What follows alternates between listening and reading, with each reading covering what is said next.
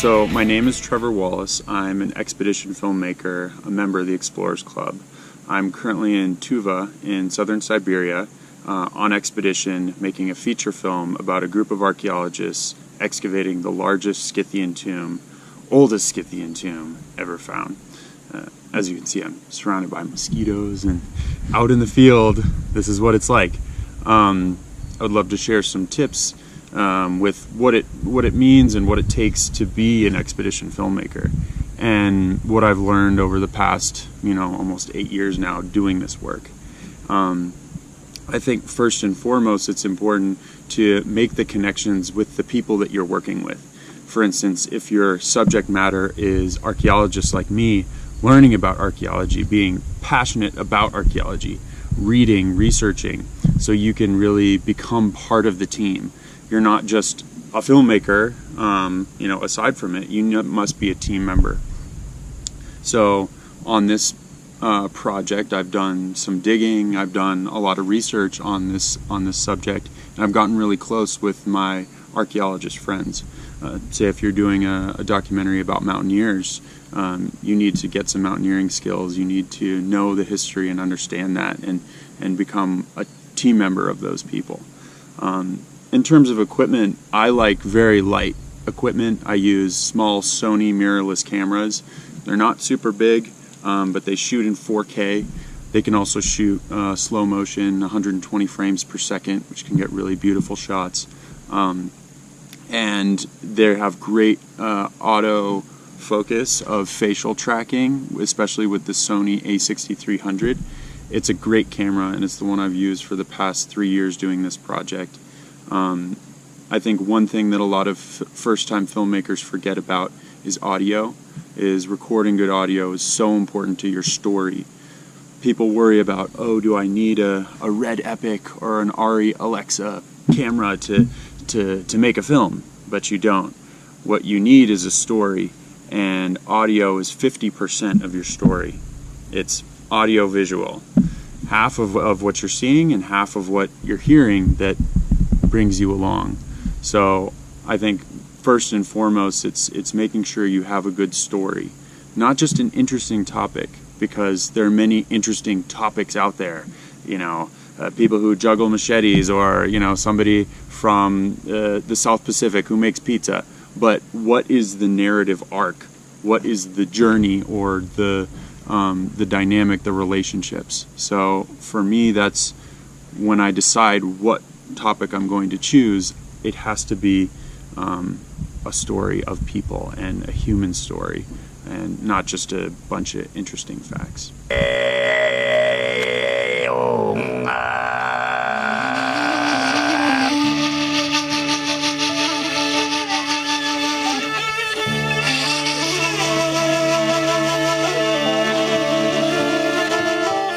So working here in Tuva is fascinating. I mean, I think for most people in the United States, where I'm from, and the West, this is a blank spot on the map. Not very many people know about Eurasia, about steppe culture, about nomadic culture, and I find it amazing to document this because it's disappearing. With globalization, with people being settled, we're losing this part of the human identity, this part of what it means to be nomadic, to herd horses and cattle, and to live in these lands. And with this project in particular, we can see that this has been going on for thousands of years. And even though one might think of ancient cultures that were, civilizations, so to speak, like the Egyptians or the Mayans or the Greeks, being the most sophisticated, Scythians, these nomadic steppe peoples, built these burial mounds that took thousands of people to construct. They had artifacts that are incredibly intricate, with a sophisticated artistic style that one would think came from a settled agricultural society and not nomads. So really, there is unlimited amount of stories to tell here.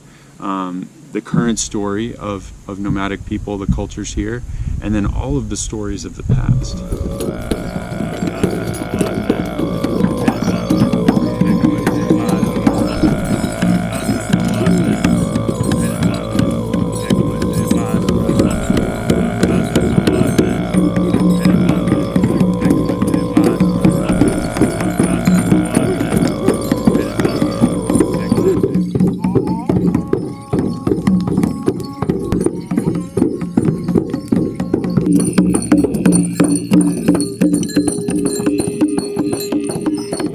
think for me, understanding how modern nomads continue to exist in a time where cities are getting bigger and people are flocking towards the small city centers, and how they maintain their traditional livelihoods.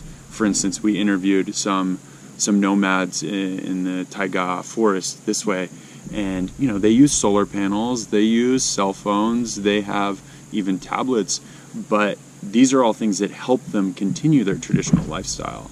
It doesn't match with our kind of idea of this exotic other person, but really they're living a totally different life, and this technology helps them continue their seasonal migrations, their relationship to animals, the freedom that they have.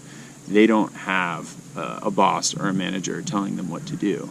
They live their own lives, and at least in the small few experiences I've had, they seem happy to keep these traditions, even though it's a very difficult life, of course, in some respects, because of the weather, because of a forest fire or a very cold winter could kill all of their animals. But they, in keeping their culture and keeping their traditions, have a very strong sense of identity.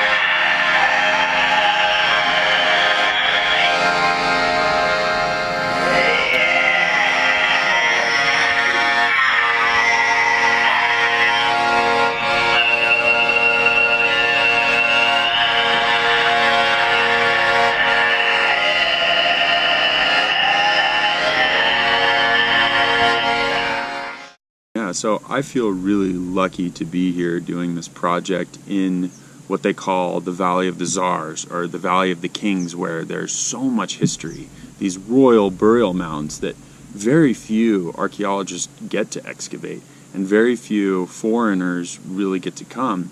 I mean, last year we were a group of just 8 people going and trying to do some test excavations of this site. And now this year we have RGO, the Russian Geographic Society, people from all over the world coming and understanding this history and this culture. And I'm really proud to be part of it. I'm proud to document it. And I just love being part of the team because they're wonderful people. The archaeologists I work with are so hardworking, they're so dedicated, and they do not shy away from any of the challenges, because it's not an easy place to work. In some cases the weather is very intense.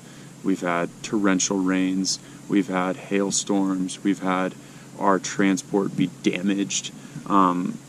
This kurgan is in a swamp, which is very unusual. We're constantly surrounded by mosquitoes, but we have an amazing time. We enjoy each other's company. We push each other to do the best possible work that we can, and we support each other as well in doing different things. I help in any way I can. I work in the kitchen here sometimes, peeling potatoes. That's not, usually I'm flying drones or filming things, but I am part of the team as well. Yesterday we moved large beams to reconstruct our bridge, pulling these very heavy logs through the river. That's just part of being out here, and also part of why I love it.